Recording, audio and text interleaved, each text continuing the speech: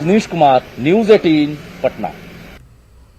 और पटना में कोरोना मरीजों की तादाद में इजाफे के पेश नजर महकमा सेहत ने आरजी अस्पताल बनाने का फैसला कर लिया। पाटलिपुत्र स्पोर्ट्स कॉम्प्लेक्स में इस कोविड सेंटर को बनाया गया है। यहां पर ज्यादा से ज्यादा मरीजों का इलाज हो सके। आज से इस सेंटर में कोरोना मरीजों को इलाज की इजाजत होगी। सेंटर का जायजा लिया हमारे नुमाइंदे अमित कुमार ने। पटना में कोरोना मरीजों की संख्या लगातार बढ़ रही है और इधर बेडों की संख्या को कम होते देखते हुए जो है स्वास्थ्य विभाग ने पाटलिपुत्र स्पोर्ट्स कॉम्प्लेक्स में एक बार फिर से अस्थायी अस्पताल बनाने का निर्णय लिया।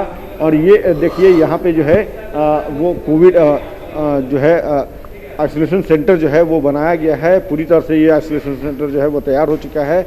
यहाँ पे जो स्टाफ्स हैं वो पहुँच चुके हैं। आज से जो जानकारी मिल रही है कि इस आइसोलेशन सेंटर में जो है वो 100 बेड का जो है ये अस्पताल शुरू होगा। और यहाँ पे देख सकते हैं कि तमाम तरह की तैयारियाँ जो है वो पूरी हो चुकी है। जो लोग होंगे कोरोना संक्रमित वो यहाँ आकर के अपना इलाज करा सकते हैं। और इसके लिए यहाँ पे 100 बेड का ये जो है अस्थायी अस्पताल जो है वो बनाया गया है।